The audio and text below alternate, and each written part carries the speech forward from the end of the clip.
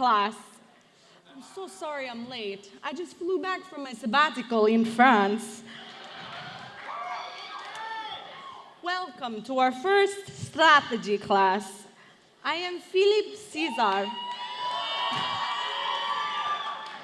I'm looking forward to working with you all this semester. So, I'd like to dive right in. Today, we are going to talk about the Porter's 5 forces. Does anyone have any experience working with this model? Blair. Hi.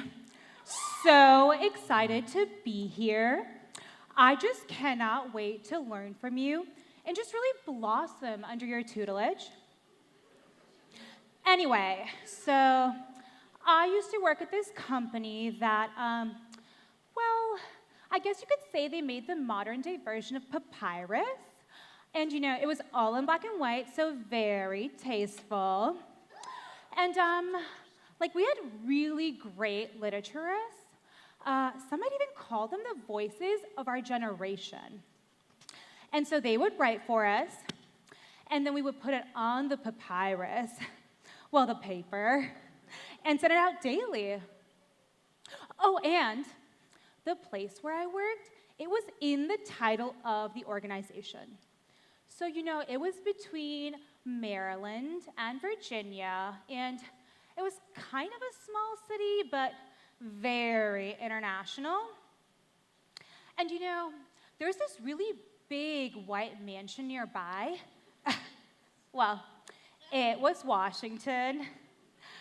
So anyway, I used to work at the Washington Post. It's just like a small editorial. Have you heard of it? Yes, but I'm not sure how that relates to the Porter's 5 forces. Does anyone else have some context to add? I do. Pierce.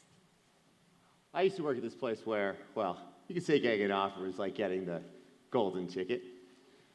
Our impact was so global, we were on every continent, and you could see us on every corner.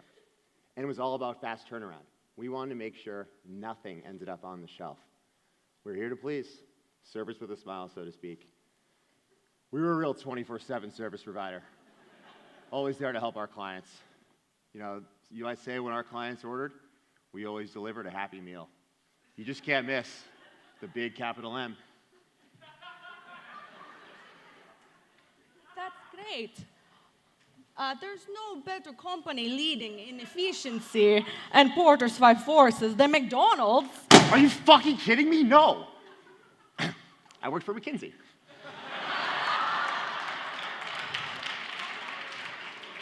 Okay. Well, since we are on the topic, let's talk about client service and how that can be a differentiator. Crystal. It's Crystal. Okay, Crystal, please. I worked in an industry where client service was everything. I started on the street right out of college. A girl's got to pay her loans, am I right? It was a heavily male-dominated business. So much testosterone and cash flowing around. So much cash. So many men. I mean, I always felt dominated.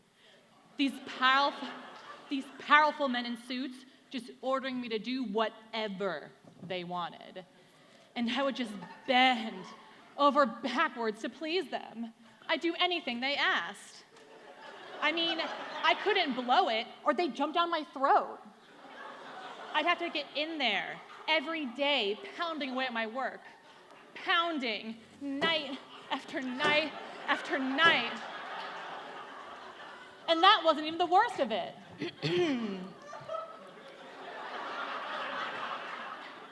They had me working all hours of the night. And we were really focused on synergy too. So sometimes I'd have to do 2 at once just to get ahead. Always at their beck and call. But on the bright side, I got paid a lot of money.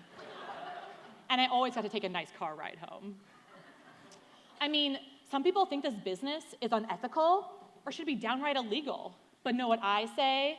I slept happy every night, knowing my clients were pleased. I mean, who else has that kind of reach?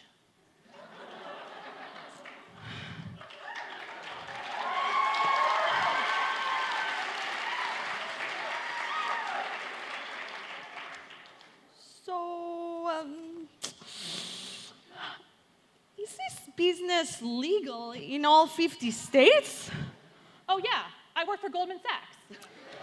We have offices everywhere. Whew, okay. Well, sounds like you all had some interesting jobs.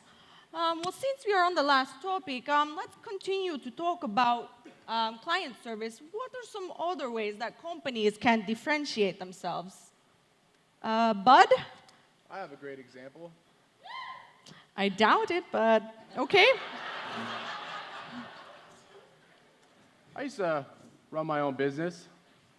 Some might call me an entrepreneur. I really try to get into the mindset of my customer and tried every product for quality. You know, typical entrepreneur stuff. You might call me a modern-day Steve Jobs. Oh, and what I sold was at the forefront of technology. I mean, this stuff was so strong and so powerful, people didn't know what hit them until they tried it. It was positively mind-altering. Oh my gosh, Bud! Were you on the original team at Snapchat? My friend worked there. He was sort of a leadership figure, just like really setting the strategy and doing lots of press conferences. Well, he was the CEO. No, dude. Oh. My clients were a lot more local. I knew all my clients on a first-name basis, and I had really great suppliers. I knew all my suppliers and could really monitor the quality of my product. This was key as it was a highly regulated field. Those damn narcs were always watching over my shoulder. But fortunately, the government shut down.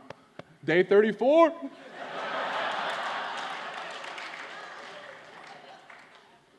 Very interesting. We're going to talk about government regulations in class 7, but Bud, I have to ask, where did you work? This sounds intriguing. Oh, I was a drug dealer.